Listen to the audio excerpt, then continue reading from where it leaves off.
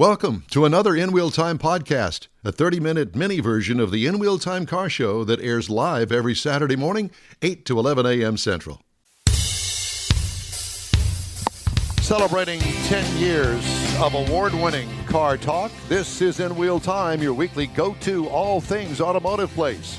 Howdy along with Mike out of this world, Mars, King Conrad DeLong, Jeffrey Zekin in the corner. Don Armstrong here. Glad you could join us today. And we had hoped to have Gina Child-Knowles on the line with us. She's not there yet, but I had to remind everybody that this is an open practice day for those racers out at Houston Motorsports Park in the new Gulf Coast Racing Series, which is what she has renamed it. And I don't want to steal her thunder in hopes that she's going to call in. I've texted her. Mr. Mars has texted her, and she's busy. If you're listening out there at the track, go find her. Grab me a hot dog, too, while you're there. Yeah. I don't know if they got hot dogs out there today. Not on practice day, unless they've got them in their Practice eating hot dogs. Yeah. A good corn dog, it sounds really good right about now. A lot of mustard. A lot of mustard. A lot of mustard. Yellow mustard, though. No. Not the spicy mustard. Oh, we got to have the spicy. Okay. You like the yellow? I like the spicy, the seeded mustard, but I'm not on a corn dog, just a pure yellow. I like mustard, and I appreciate that. But I like the horseradish mustard myself. Well, the stuff you have in your kitchen is wonderful. Yeah. You are a little seedy. Coops. Yes, I am. Okay, so since she hasn't checked in, I'm going to steal her thunder. Okay. Why not? So, Gulf Coast Racing Series is the new name. It used to be Texas Short Track Racing Series. Right. And it's still that, but the new name is Gulf Coast Texas Racing Series. Racing And the Series. reason that it is now Gulf Coast Racing Series is because Gina has acquired the rights to use Mobile International Speedway. It's a half-mile banked asphalt oval in Mobile, Alabama. And yes, it is a day's drive over there. But she has 4 races scheduled at Mobile. And the race days at Mobile are May 1st, June 5th, June 26th, and July 10th. I had originally told her that I would help her over there, but, with the number of dates that it is, she actually... You crawfished on her. Okay. Crawfished on her. Boiled her. Well, it's time and distance, and you just won't have Well, it's time and distance, but I'm already committed to her to do all the ones here in Houston. Yeah, the ones here in Houston. And, it's working a full-time job and being on call every other weekend. It's kind of difficult to schedule all that stuff. You're kind of like a doctor. No, I'm being not. on call, well, yeah. I am a doctor. A doctor of love, baby. Oh, gosh. Oh, boy. I was going to say he's the traffic doctor. He needs his own kissing No, I'm booth. not the traffic doctor. I used to be the traffic doctor. I'm not anymore. So at any rate, today is an open practice day out at Houston Motorsports Park. So no crowds, nothing like that. No races per se. It is open practice. So, the guys can test and tune, get your car set up. Yeah, all that. Because the first race out there is Saturday, April the 3rd. Okay? Saturday, April the 3rd is the first race out there. 3 weeks? Something like that? Yep. And so with that in mind, here are the other dates out at Houston Motorsports Park. May 29th, July 3rd, July 17th, September 4th, and September 11th. And there may be another one in there later on. She hasn't given us a specific date, but I thought that you would be interested in those dates. Now, if you want to have some fun and need a little out-of-town trip, what would be really fun is it's a jaunt over to Mobile. I'll tell you that. It's a day's drive over there. But there's plenty to do in Mobile and around Mobile Bay, and it's a beautiful time. I spent 2-3 summers over there at a place called Point Clear, which is on the eastern shores of Mobile Bay. And it's a beautiful old hotel that's been updated, obviously, that was actually, the property was used for the injured Confederate soldiers during the Civil War. So there's a lot of history there. No cancel culture will love that. Yeah, well, whatever the case may be. Thanks for reminding him. Yeah, thanks. Did you have to throw that in there? He always does. God. But at any rate, it's a beautiful hotel. I think Hyatt owns it now, or Marriott, one or the other. But it's a beautiful hotel there. It's very different, but it's really cool. Old. Oh, well, no. No, I mean historical. Not Historic, yeah. yes, because the hotel is not the original, but it's a beautiful place on Mobile Bay. So my idea would be to take off on a Friday, drive over there, spend the night at the hotel on Friday night, and maybe Saturday too, Saturday night. But go to the races in Mobile. It's just across the bridge in Mobile, and take in the race on Saturday night. Sleep in late on Sunday, and then drive back on Sunday afternoon. Be a fun trip. It would be a fun trip. So at any rate, that's Mobile International Speedway, and I'm sure that if you look it up online, you'll find all the information. Half that you mile need to. banked oval. Half mile That'd banked be a oval. hoot. Wow. Kind of like Meyer Speedway was. Oh, I didn't realize it was a half mile. It was a half mile. That's a decent sized track. It is, and it's to me it's a perfect size track. Well, what is it that's on the NASCAR circuit? Bristol's a half mile. Right. And dirt now. And, well, yeah, they put the dirt over the couple of top of it weeks, in a couple of weeks. That's well, going to be fun to they watch. put sawdust, a layer of sawdust, then clay, then dirt. So it's layered. It's like a Yeah, because you got to build the dirt up right. high enough. You just And I can't, guess the because they're gonna- sawdust is like congeals and makes sure the dirt stays in place. Sticks to it. Yeah. Yeah, holds it together. But Fiber. that's going to rut up. You know, these guys, it's- that's going to be a hoot to watch. Yeah, to watch the big boys bouncing around inside their cars. So anyway, April 10th is open practice over there. Then the races that she's got scheduled so far are going to be May 1st, June 5th, June 26th, and July 10th. Those are the race dates. May 1st, June 5th, June 26th, and July 10th. And they're still NASCAR. They're still NASCAR series. Yeah. Sanctioned. Yeah. Sanctioned, yeah. It's the Advanced Auto Parts NASCAR Weekly Series. That's cool. So at any rate, it's Think going to about be. it. She's really created a series for drivers here locally And over across there. the Gulf Coast. Because remember, their It was all drivers gone. the drivers were over there, Right. mainly in the Florida, Georgia, Gulf Coast. Alabama area. Florida Georgia line. And so now they've got two racetracks they can compete against. So anyway, that's a good thing. Got all Okay, their also the other thing that I wanted to tell everybody is that the Gator Nationals are this week. Woo! Drag racing is back, and they got a full schedule this year.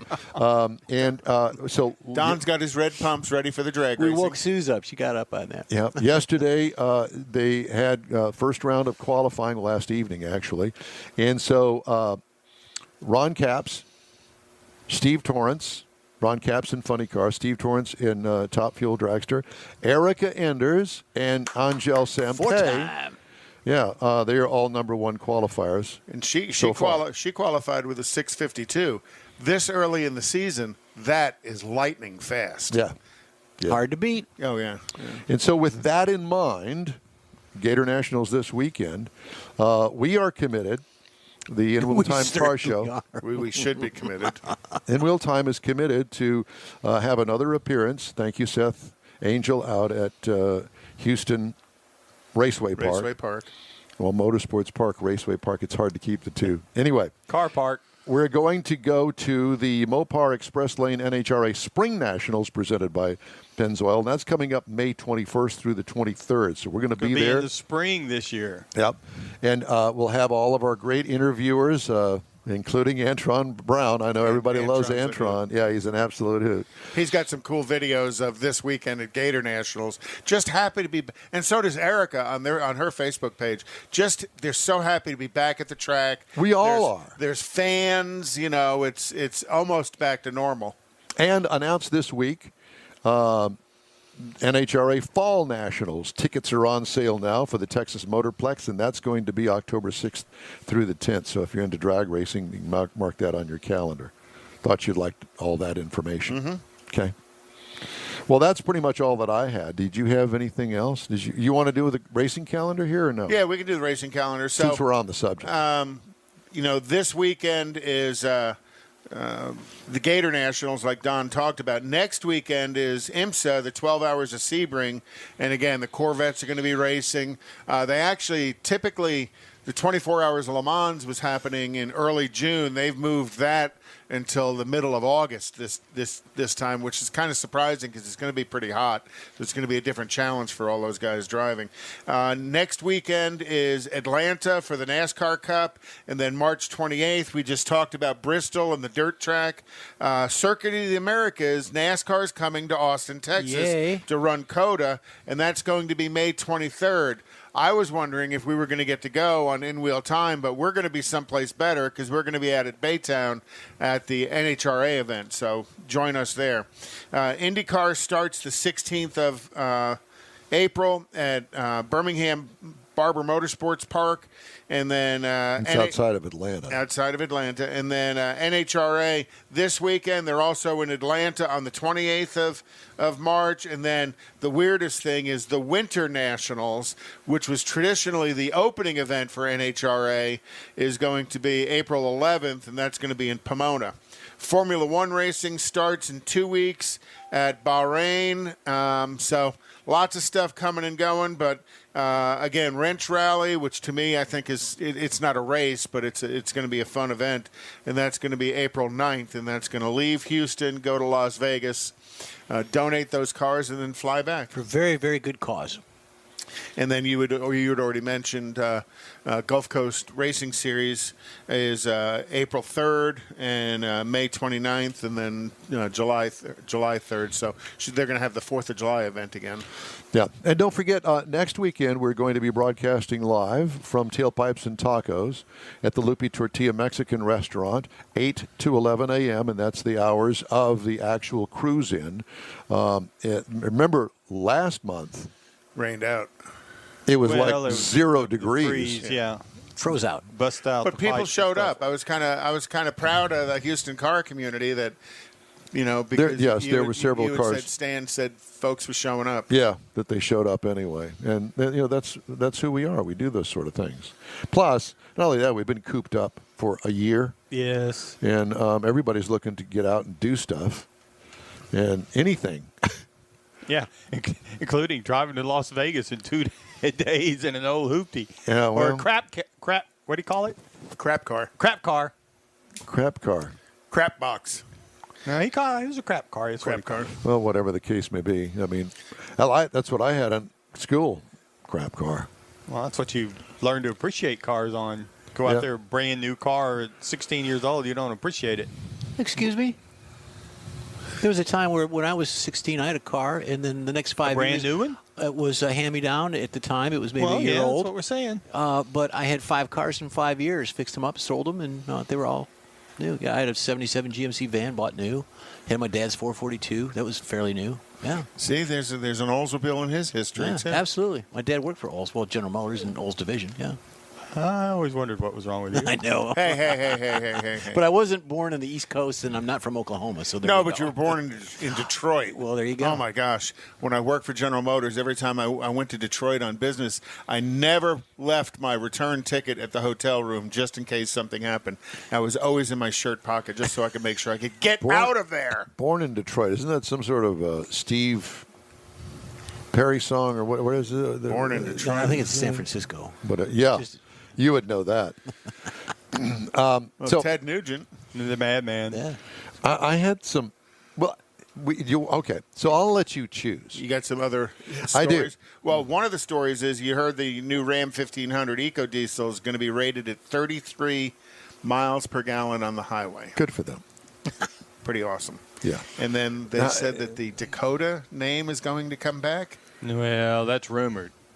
The Maverick name is going to come back, and I got a story on that. Oh, yeah. I saw So that. we have a choice here. We can either do 5 tips for keeping your garage organized, or I can tell you about a tribute to Bruce Myers from the Historic Vehicle Association, father of the fiberglass dune buggy. Oh, Daddy, tell us a tribute to You wanna Bruce do that? Myers. Gather Yeah. around the fire, The kids. Myers-Manx. Born in Los Angeles, California in 1926, Bruce Myers grew up to become, in his words, a true beach bum, and led a life that would make him the archetypical father of the famed dune buggy. While skimming the beaches on sand sailors he built, That's what they used to call them. Myers started to notice the water pumpers, or early dune buggies crudely fabricated from stripped car chassis. Myers thought they looked fun and decided to build his own, but would use his fiberglass boat building skills to craft one of his own. So he observed the most capable vehicles on the sand were rear-engine Volkswagens, including his own Volkswagen bus. Oh, I didn't realize he started as a Fitted bus. with oversized flotation tires, he used his Little Red Riding bus to frequent the beaches of Baja and put it into action on the sand, pulling friends across the wake on water skis. With these experiences in mind, he decided to build a fiberglass buggy off of the air-cooled German vehicles and set out to make a few friends. And he did just that.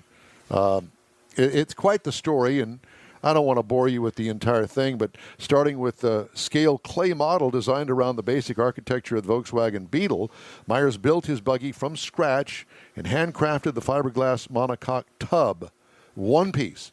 He finished the first one for himself in 1964, nicknamed Old Red.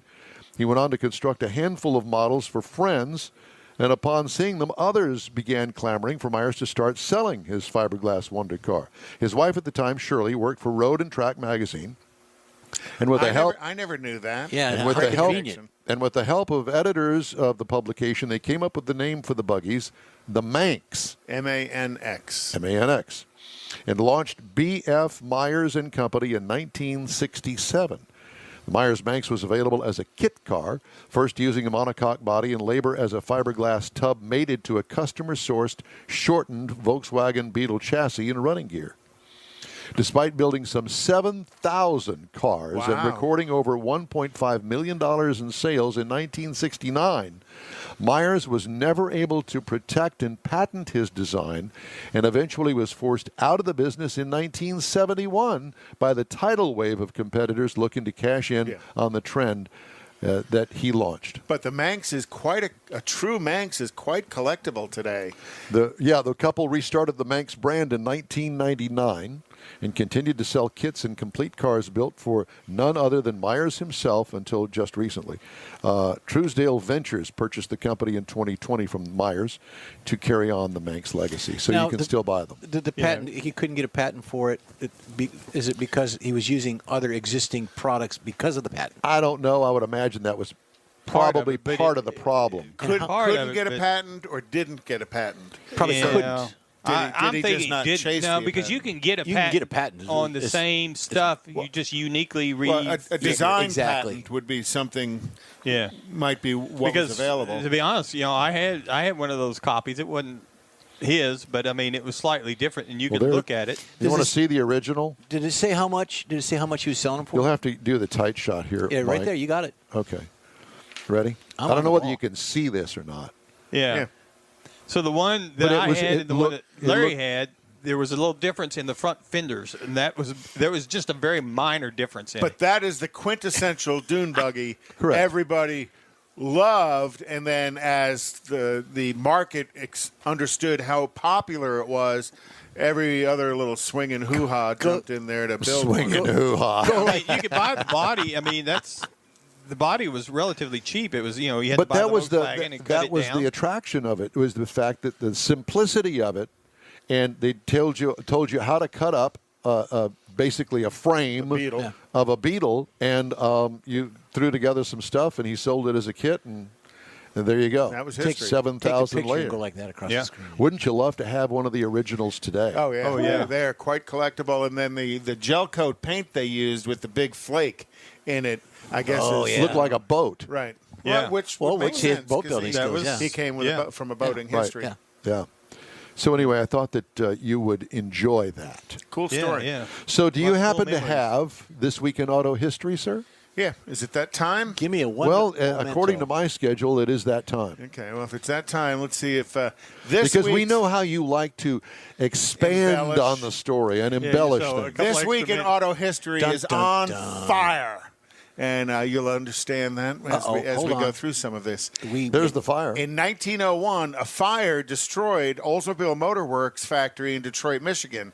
An Oldsmobile employee actually pushed out. Go back to that curve dash. We lost the screen for a second, gentlemen. Okay, go back to the curve dash. So he actually pushed out one of like 11 prototypes that they had before the fire consumed everything else within the building. So after he pushed out that curve dash, that was the only vehicle that was left, and that went on to become the company's production model, was the original Oldsmobile curve dash, and that's tiller steered. So you had a stick in the middle that you steered the vehicle with. Quite a popular car. They sold quite a few of them through the years, but the reason that model was chosen was because everything else had burned in the fire, and then it was the only thing left. Right, it was the only thing left. In 1902, the American Automobile Association was organized, and I just thought that was kind of. And I guess that's the original logo. We love logos. Logo. Yeah, well, there's a couple other logo things, but not nearly as good as Jeff's.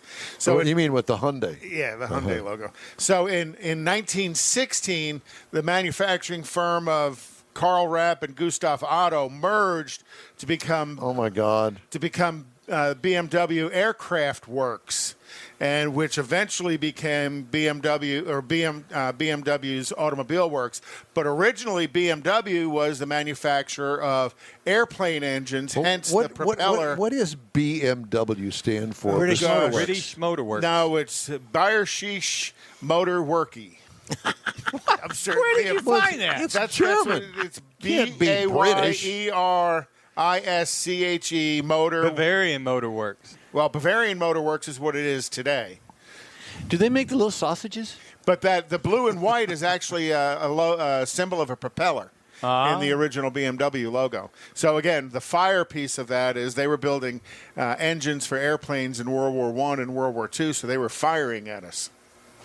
In 1929, a fire destroyed the Los Angeles Auto Show, and over 320 cars were destroyed, and I thought this is a pretty interesting car. This is the Auburn Motor Company's cabin speedster that was lost in the fire. That's kind of cool looking for the time. For back in 1929, it looks like something that used to race at Myers Speedway. I thought it kind of looked like something that might have raced at Indy as well. It looks like a Carroll Shelby from the firewall back. Yeah, and you got to think, it probably had a pretty big engine in it and stuff. So in 1932, again staying with this theme of fire, the Communist Party of America organized a March on Hunger in downtown Detroit, and they marched all the way over to the Ford Company's River Rouge plant to protest labor laws and labor practices there by Henry Ford. You sure that's not Portland? Did Henry even care? Well, here comes the fire part. When the police and firemen were unable to disperse the crowds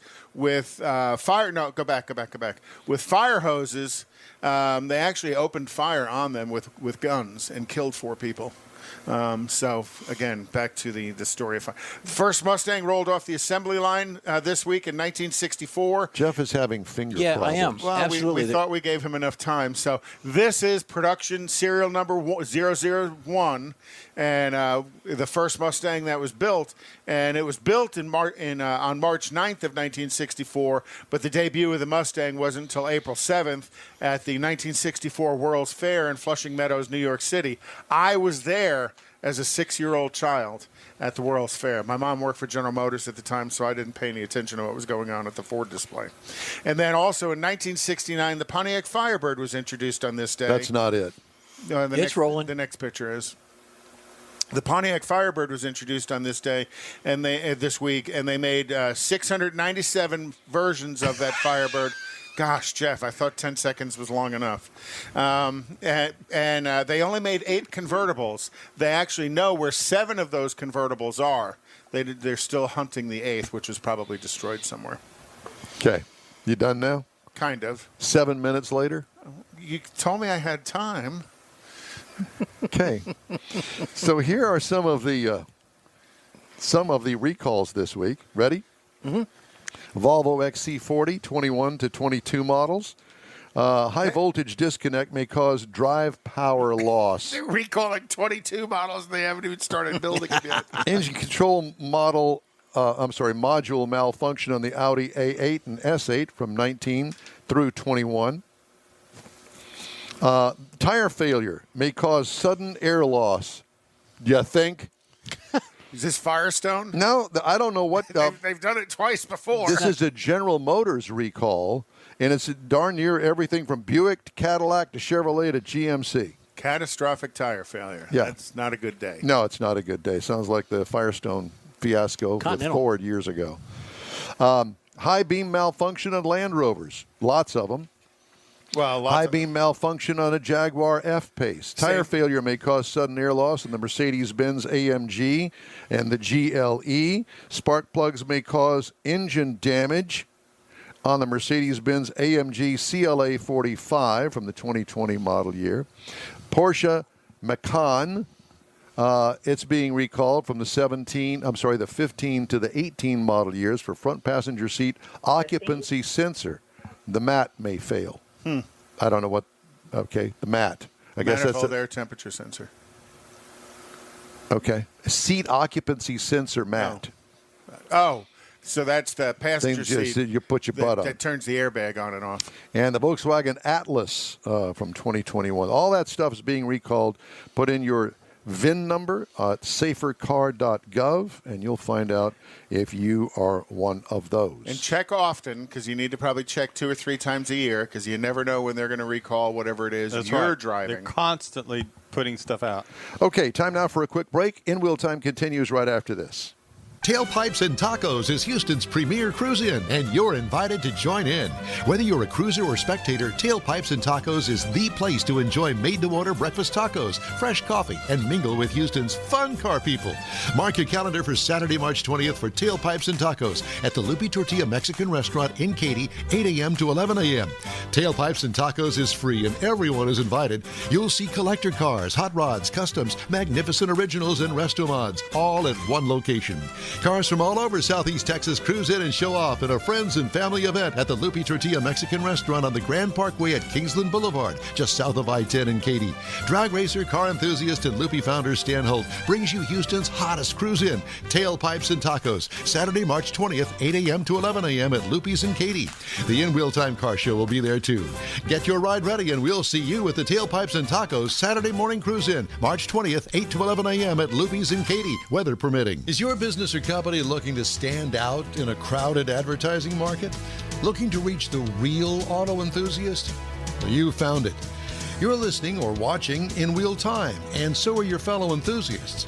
The In Wheel Time Car Show now reaches 500,000, and we can put together a marketing plan that will engage them in your product, business, or service. To get the tires rolling, just shoot us an email to our marketing director, Jeff Zekin. His address is jeff@inwheeltime.com. That's it for this podcast episode of the In Wheel Time Car Show. I'm Don Armstrong, inviting you to join us for our live show every Saturday morning, 8 to 11 a.m. Central on Facebook, YouTube, Twitch, and our InWheelTime.com website. Podcasts are available on Apple Podcasts, Spotify, Stitcher, iHeart Podcast, Podcast Addict, TuneIn, Pandora, and Amazon Music. Keep listening, and we'll see you soon.